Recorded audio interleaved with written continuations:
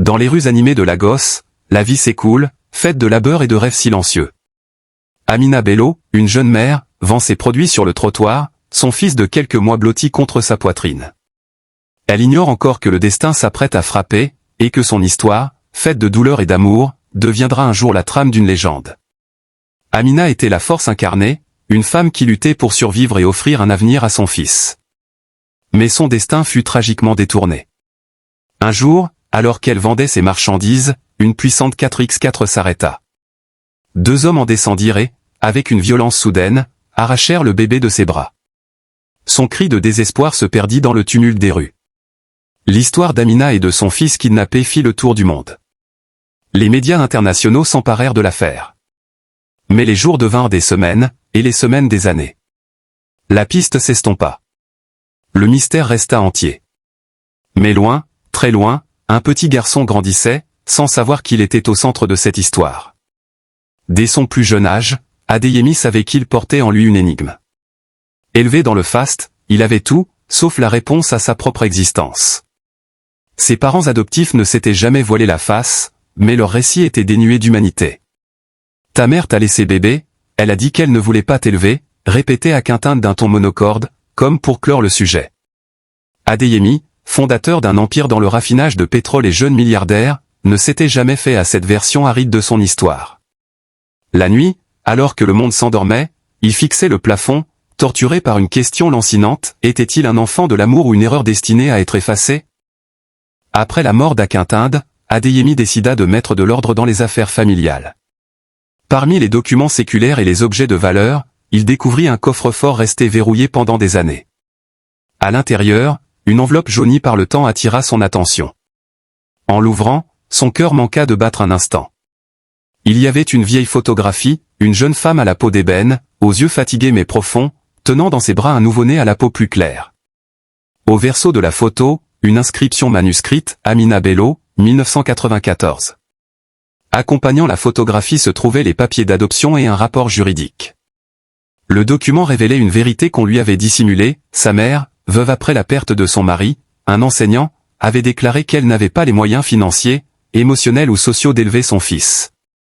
Chômeuse, sans soutien, brisée par le deuil, elle avait agi par désespoir. Adeyemi resta figée, comme si ses pages poussiéreuses lui criaient des mots que personne n'avait osé prononcer, « Elle ne t'a pas abandonné, elle a été vaincue par la vie ». Cette nuit-là, l'homme qui avait bâti un empire pleura, en silence, comme le petit garçon qu'il avait toujours été à l'intérieur. Mais au milieu de ses larmes, une lueur d'espoir s'alluma. Pour la première fois, il avait un point de départ. Une quête qui allait changer son histoire à jamais. La quête d'Adeyemi le mena dans les archives les plus sombres et les plus secrètes, jusqu'à une petite clinique gérée par une fondation. Là, dans une chambre modeste, il découvrit une femme âgée, fragile, alitée, dont le visage portait les marques du temps et des souffrances. À son chevet, se tenait une jeune infirmière, douce et bienveillante, nommée Chioma. Elle soignait la vieille dame avec une tendresse infinie, un dévouement qui dépassait le cadre de son devoir. Adeyemi vit la photo décolorée, qu'il avait toujours avec lui, et la ressemblance le frappa comme la foudre. Il demanda l'identité de la dame. Amina Bello, répondit Chioma. Elle a été retrouvée il y a des années, victime d'un ancien réseau de trafic d'enfants, et elle a survécu à l'impensable. Mais son corps est fatigué, et son âme n'est pas guérie. Le cœur d'Adeyemi s'arrêta. Il fit le test ADN, et le résultat fut sans appel, 99,9%. Amina Bello était sa mère. Il n'a pas perdu de temps. Il installa Amina dans une aile privée de l'une des meilleures cliniques de Lagos, s'assurant qu'elle reçoive les meilleurs soins. Il a également insisté pour que Chioma, l'infirmière au cœur d'or, soit à ses côtés, car il voyait déjà en elle bien plus qu'une aide-soignante. Au début, Amina parlait peu. Elle semblait ne pas croire que ce n'était pas un rêve. Chaque matin, elle se réveillait effrayée, regardant autour d'elle comme si elle s'attendait à ce que tout s'évanouisse. « C'est vraiment réel ?» demandait-elle, les yeux remplis de larmes. Adeyemi répondait par sa présence. Il restait à côté d'elle pendant des heures, écoutant ses respirations lourdes. Il ne demandait pas d'explication. Il ne réclamait rien. Il voulait juste être là. Peu à peu, Amina commença à parler. Chaque nuit, des fragments de son histoire remontaient à la surface, la mort de son mari, la grossesse inattendue, le deuil, puis le désespoir. Signer ce papier, c'était comme découper mon propre cœur, confia-t-elle, la voix étranglée. Mais je voulais que tu aies une chance, même si c'était loin de moi. Je ne voulais pas que tu sois écrasé par le monde comme je l'ai été. Adeyemi écoutait tout en silence, les larmes aux yeux. Il serrait sa main plus fort. L'histoire d'Adeyemi et d'Amina ne tarda pas à atteindre le monde.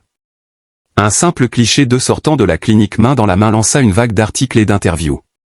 Le jeune magnate du pétrole avait retrouvé sa mère biologique. La réaction fut massivement positive. Des milliers de personnes s'identifièrent à leur histoire. Adeyemi décida alors de s'exposer.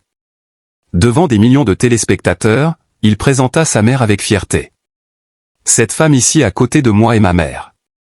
Peu importe ce que raconte le passé, elle est l'origine de mon histoire et maintenant elle fait partie de mon avenir. Amina, assise à côté de lui dans une robe neuve, pleurait d'incrédulité. Cette semaine-là, Adeyemi lança 2 initiatives. La première, une fondation de 10 millions de dollars pour aider les mères vulnérables, offrant logement, soins et formation. La seconde, un programme de localisation de familles séparées. Peu à peu, Amina devint une figure appréciée, conseillère et fondatrice de l'institution. Elle ne fut plus une ombre du passé, mais une femme entière, sauvée par l'amour. 5 ans après leur retrouvailles, Adeyemi organisa une cérémonie pour annoncer la création de la fondation Amina Bello, un espace dédié à la reconstruction. Il monta sur scène, et déclara, « Aujourd'hui, je célèbre la femme qui m'a tout donné, même quand elle n'avait rien. J'ai passé ma vie à essayer de combler un vide, mais quand j'ai retrouvé ma mère, j'ai réalisé que ce qui manquait, ce n'était pas le succès. C'était les racines, la vérité et l'amour. » Ce jour-là, au milieu des applaudissements, Adeyemi prit la parole à nouveau. « Aujourd'hui, je célèbre l'amour qui m'a été donné. Et je l'ai retrouvé dans le courage et la douceur d'une femme qui a soigné mon cœur et celui de ma mère. Chioma, veux-tu devenir ma femme ?» Chioma accepta, les larmes aux yeux. Ils se marièrent. Amina, rayonnante, fut le témoin de cette nouvelle famille. 2 vies brisées devinrent une, non pas par coïncidence, mais par choix, par le courage de chercher, par le courage de pardonner, par le courage de recommencer. L'histoire d'Adeyemi et d'Amina résonne comme un hymne.